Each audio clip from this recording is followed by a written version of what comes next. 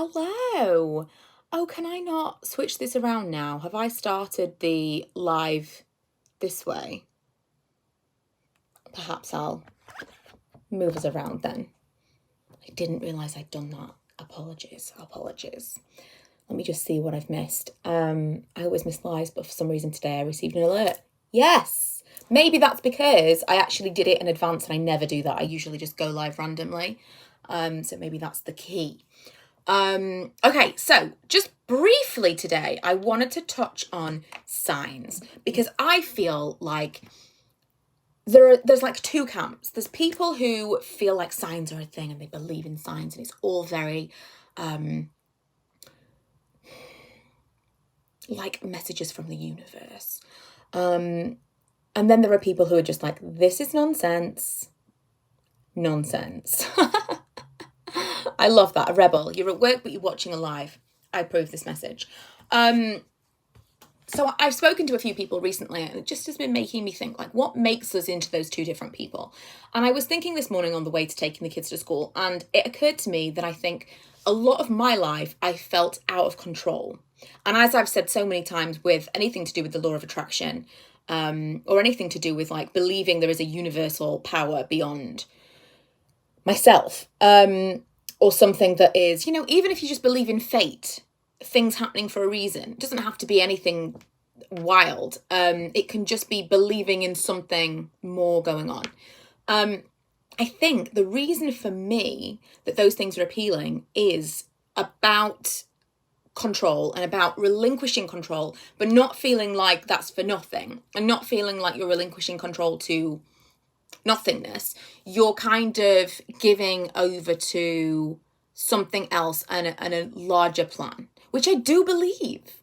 I think that those plans can change, but I do think that although a lot of my life has been out of my control and a lot of my life has been unplanned, everything's always worked out and I have more of everything than I ever thought I possibly could.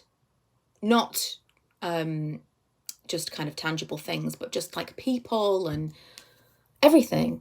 My life is so much more than I thought that it would be 20 years ago, which perhaps is different for some people. I think maybe if you are in your teens and you go off and you start your life and everything's going perfectly well and you have a plan and that plan is working out, and you feel like you can control your life and everything that you're doing is your choice, maybe it's different. Maybe you don't look for those signs.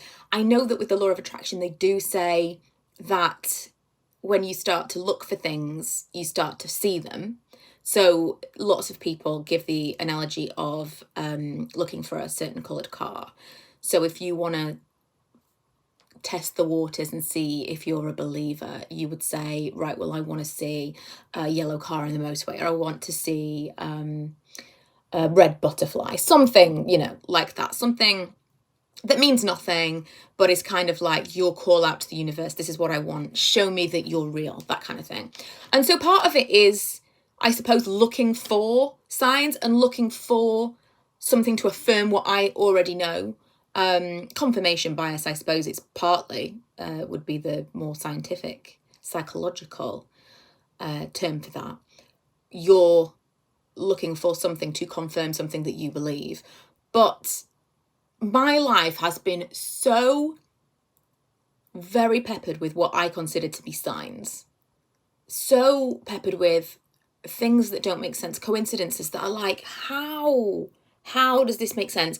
We were talking on Saturday night, my friends and I, when we'd had dinner together, and we were talking about weird connections, like, you meet someone and then it turns out that you were at a wedding with them like years ago, and that's a small thing, but then if you end up being friends for a really long time and you would never have met had it not been for this other weird coincidence of you shouldn't have even been here.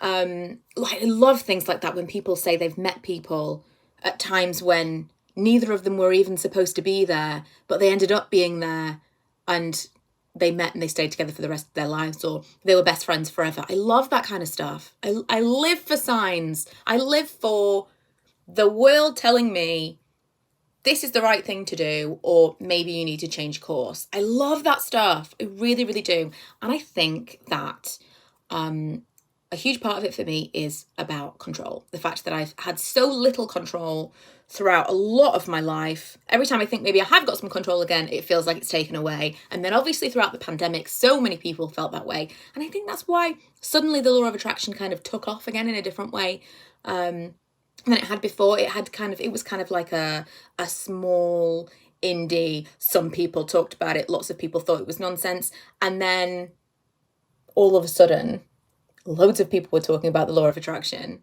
And I think it's because everyone was craving a sense of everything happens for a reason. Because when terrible things happen, you want to believe it's not for nothing. And so I'm just kind of putting it out there that this is my theory. Those of us who feel that there are signs in the world and that they are being told something, it's probably more that we are looking for a reason something happened, whether it be looking for a reason that something happened that went wrong, or we didn't want this to happen, but it did, so please someone tell us that this was meant to be. When someone says their partner's cheated on you, their partner's cheated on you, their partner's cheated on them, and your first thought is to be like, okay, so you wanna, this is me, positive, let's be positive about this, that's terrible, but it could have happened later. Thank God it happened now, because now you know who he really is and you can move on with your life earlier. I'm always looking for a positive spin. And so that's probably also hand in hand with the looking for a sign. Well, why did this happen to me? It can't just be that it happened to me. It can't just be that this is a terrible thing, because I don't want that to be true. So I'm looking for a sign. So as with so often that I've spoken about this, I do still have that kind of one foot in. Well, I know it's because I'm looking for these things because of this, because I want a reason, because I don't want to believe terrible things happen for no reason and there's no lesson to be learned and it's all just awful. I want there to be some good. But also, I do have part of me that really just believe that those things are true and that everything does happen for a reason and eventually everything does work out. And I do believe that. So I don't know, but I'd love to know what you think. This video was my sign to sit down for a bit. I'm homeschooling the kids again. Oh no, Rebecca, I absolutely feel your pain. I really, really do. I don't believe in anything, but I do believe that stuff like this genuinely works for those who do believe. Well, see, that's the same. I don't believe in any particular organized religion, but I do. I've always really been attracted to that kind of thing. And I've always thought if I'd been raised differently or if I'd met a different person who was very religious, would I potentially have been? I'm definitely susceptible to join a cult. Everyone who says they would never join a cult, have a little bit of self-awareness, because people who join cults, they don't just wake up one day and they're like, I'm going to join a cult. They're not idiots. They are convinced by very manipulative people that this is an amazing thing that's going to change your life and all of the things that you want in the world, or all of the things you want for other people. It could be really selfless, the reason that you join this cult. They're promising you something and you believe them. And it's believable most of the time. And so I think, we all have to accept that there's probably a time in our lives and a reason that most of us would join a cult. But I do think I'm more susceptible than most because I am missing faith. I'm missing something. And so this has filled that void for me in a way that feels very flexible and very, what's the opposite of dangerous? Safe. Because I don't feel like I am beholden to anything else, and I don't think it's going to kind of lead me down any kind of negative path. It's very just, I love to look for signs in this particular occasion, and I love when I see something like I woke up this morning, I took the kids out to the car and I was like, the moon is huge. I couldn't see it last night. This morning it was there, just nuts. And I felt like that was a sign.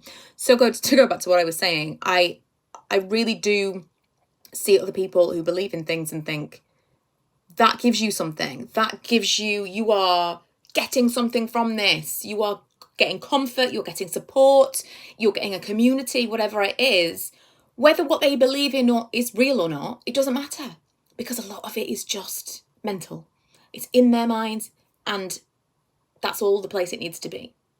If they believe, then it's real. So much like, so many other things for children. I'm an everything happens for a reason kind of person in my own life, but I think other people saying that when something awful happens can be so patronizing, invalidating. Completely agree. I've absolutely recognized that in myself because I am a problem solver. If someone tells me something bad has happened, my first thought is to try to make them feel better, to try to resolve this in whatever way I can. And I've recognized that with certain people or certain events, you have to just pull back and go, whoa, what does this person need? Because that's what I would need. I would need someone to say that to me. I would need someone to say, it's going to be fine. Here's how we're going to deal with it.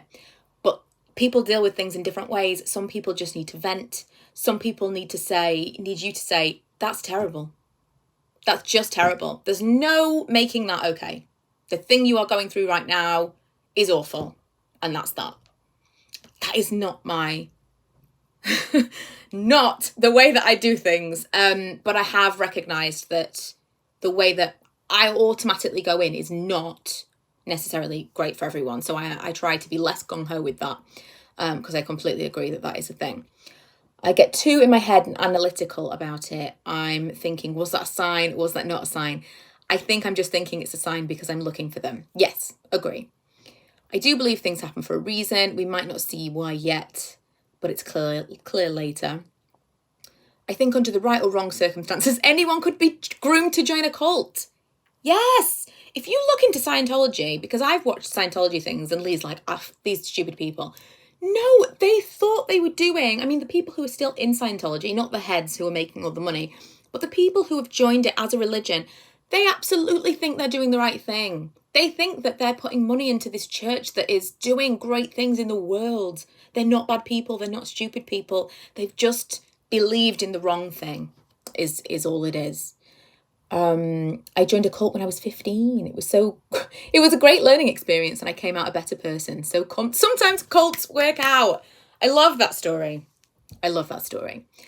I'm into all the weird witchy woo stuff, but my partner isn't, and he's very into everything that happens at the right time for you in your life. It's two sides of the same coin to me. Someone said anti-vax. I'm going to just put this away because it's a very, very black pencil, and I think that gets on the floor. Anti-vax, QAnon, conspiracists, basically cults. The thing is, if you're within that community, you would see the people who went out and got 1 million jabs and boosters and whatever else and wore masks. They would see us as we have been indoctrinated. And so it's all about perspective. Although, I'm obviously not an anti-vaxxer and I'm doing everything I'm supposed to do, and I'm happy to, and I believe that that's the right thing to do. I can completely sympathise with people who truly think that's the wrong thing to do because, again, they believe we are being fed this information that is incorrect. It's all about your inner perspective, completely. I envy people who have absolute faith. It must be a great comfort in good times and bad. Just I feel like I'm always looking for something. Yeah, that's completely what I'm saying. I always love the idea of being part of a religion because they seem to be so grounded in this belief of someone's looking out for us. It's all going to be fine. And if something terrible happens, that was the plan. And, it's sad, it's whatever, but that was the plan and we're all going along with the plan. That does provide comfort. I completely get that. I grew up in a pagan household in terms of witchy, if that makes sense. I enjoy having something to believe in. Yeah, I like that. I was exiting the gym last night and the moon was right there watching us. I love it. I was hoping that last night I'd be able to sit in my new swing that's been on my vision board for quite some time. That sounds sexual, it's not. I've got a swing that was attached to a pergola that I've had built this month. It was one of the things that last year I really, really wanted and just couldn't I couldn't justify the cost. And I was looking completely randomly for something totally different on Facebook Marketplace beginning of this year, like right at New Year. And I found this guy who did these pergolas, these outdoor structures these outdoor structures for gardens. And there were no costs. And I just messaged and said, this picture that you sent, that you've posted, how much was that? Just as a ballpark. And he told me, and it was so much cheaper than I anticipated. I had been looking at like do your own whatever and thinking my only issue is I want it to be a certain size and these are all standard sizes and I want it to be a lean-to against the house, and I don't know if I'm going to need extra equipment in order to actually put it in against the house and for it to be secure. I'd also quite like this swing, and I just don't trust that it will be sturdy enough if I do it. Anyway, I was looking at a lot more money just to get something that I would have to have built myself. I'd have had to have bought extra equipment, and it would not have been as sturdy. This guy came. He hasn't been incredibly reliable in terms of timing. He has kind of like, oh, I'll turn up this day. Oh, I can't come. I'm going to come tomorrow, which has been annoying, but it's not pressing at this time of year. It's not like I can really sit out there all that much because it's freezing. So, you know, we care, we don't care. But his rate was so much cheaper. He's concreted these things in, he's put it against the wall, it's really secure. He's hung the swing that I purchased, which I bought for nothing. The swing cost me £70. I painted it because it was softwood, which is why it was £70, because it wasn't tannalized. It wasn't like treated wood. I painted it with an outdoor paint, so it should be good for a couple of years at least.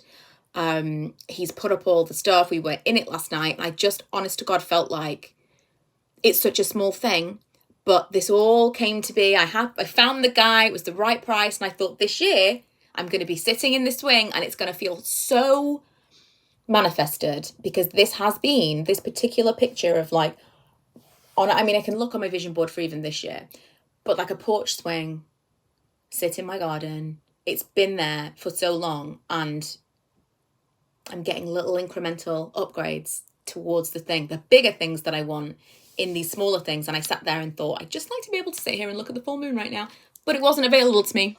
So it came out to show itself to me this morning. How do you get motivated to start walking again? I just can't get back into it. The walking thing yesterday, I don't know. Something happened and I thought, now, do it now or you won't do it. So I did. And then this morning I went first thing because I thought, if I don't go now, it's cold outside today. I thought once I start filming and doing stuff, I'm not going to want to do it. So I was really happy. I was back in the house, took the kids to school, went for my walk, which was 3 miles. Which is just under an hour, because I'm a speed walker, it seems. I didn't know I was a speed walker until I started sharing how quickly I can do miles or steps. And then I discovered, people who walk with me, I think are just slow, but I think I'm a speed walker. I walk with purpose. So I got round, it was about 50 minutes, got back home, and it wasn't even 10 o'clock. That felt great. And I'm going to start to try and incorporate that into my work days since I'm working from home. And get in a little bit of a walk every single day, because I do just feel I'm more full of energy and I feel better about myself, that I've done some exercise, didn't feel like exercise. I've still been listening to my audiobook or my podcast or whatever. So it feels like a productive use of my time. It's not nothing. And yeah, for me, I'm not someone like my husband can come home. It's so crazy, but the thing of like stopping and starting, my husband can come home, walk the dog, come back in, get changed, go into the garage gym, work out, come back in, then we have dinner, and it's all so disjointed, it would drive me up the wall. If I'm doing something, I'm doing it now. I want it out of the way so I can forget about it. Like people who go home and then go back out to an actual gym, if I'm not going to the gym on the way home, I'm not going to the gym. It's just not going to happen. I'm so itchy. It has to be all at once.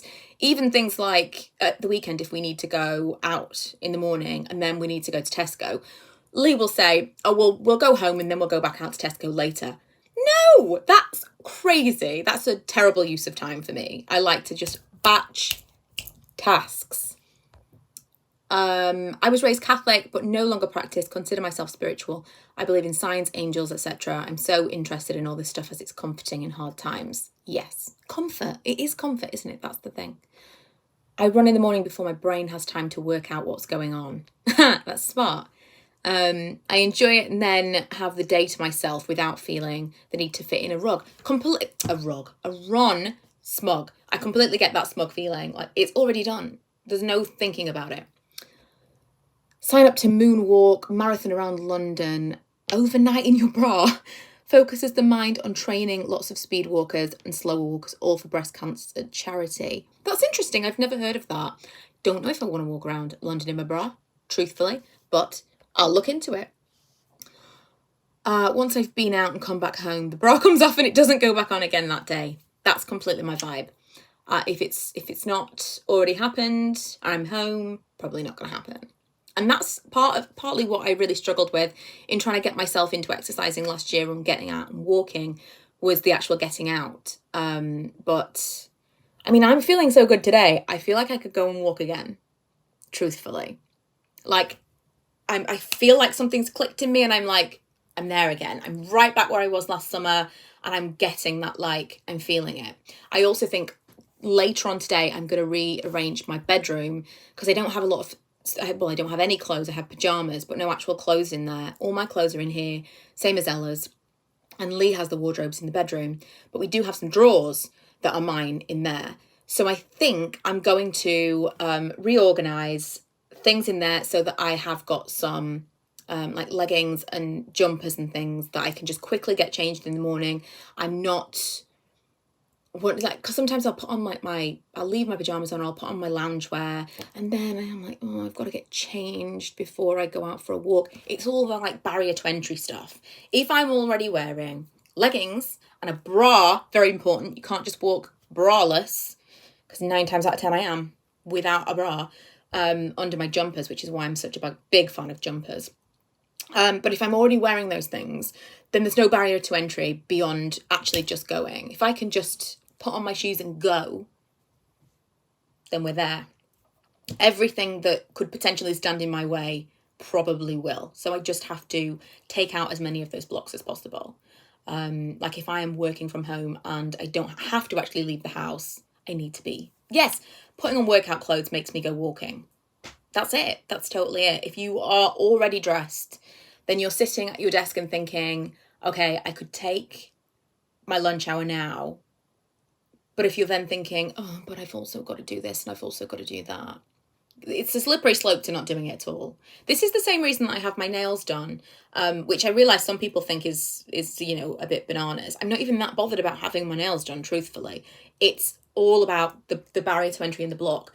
If I don't have my nails done in these like acrylics, then I have my nails painted myself, and that is a block to filming a video because I won't do it if my nails are chipped. So because, as we know, it's not a quick process, we're talking an hour and a half away from me being able to actually film a video, take off the nail polish, repaint them, wait forever for it to dry, do all the different coats and the top coats. Finally, I'm ready to film and I can't even be bothered anymore. And so I'll just probably think in the back of my mind, well, I'll do it tomorrow and I'll paint my nails today. It's just whatever blocks I can remove between me and the thing that I want to get done, I will. What happened to my purple ring? Don't even get me started. I mean, wow, you said, I miss your podcast with Emma, and then asked me what happened to my purple ring. Have you just come from like 5 years ago? My purple ring was, if you're talking about the one I'm thinking of, the big purple ring, is that what you mean? I lost it.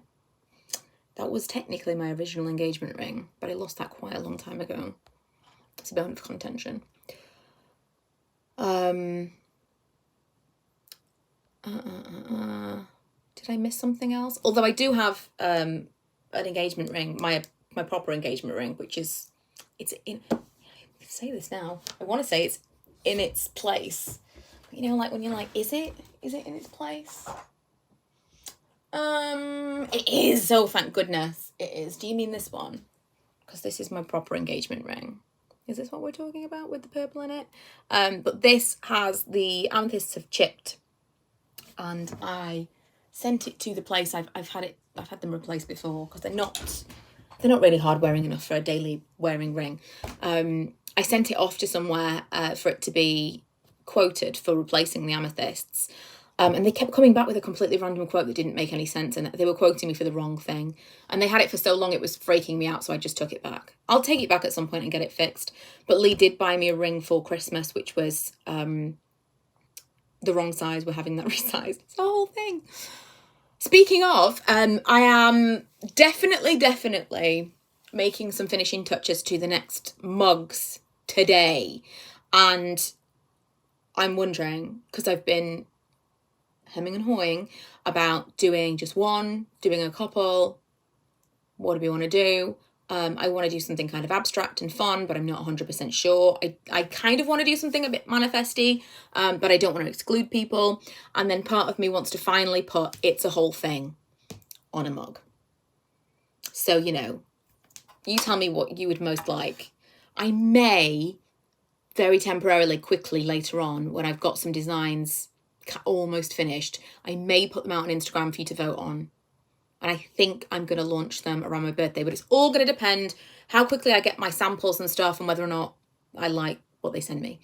Anyway, thank you for joining me. I thought we would just do a quick live at lunchtime because I was kind of like in the mood, and I had some woo-woo mug, yes. Woo-woo indeed. I had some thoughts, you know? Signs. And the giant moon this morning has been really like, ooh, it means something. It means something. Okay, I'm going to go and finish off the video that I was filming. It's a Whole Thing is a thing, Tracy. But yeah, thank you for joining me. And let me know if you want to message me on Instagram as well. I'm all ears about the mugs, because everything I do, I want to be temporary. I want to be like limited. So if we do them, they won't be like the permanent thing. There'll be like 100 of them and then that's it. And then maybe we'll do another one in the autumn or something. But I'm thinking I'd like to do one for my birthday. Okay, right. I'm going to go. Thanks for joining me. I will see you guys tomorrow with the video I'm filming right now.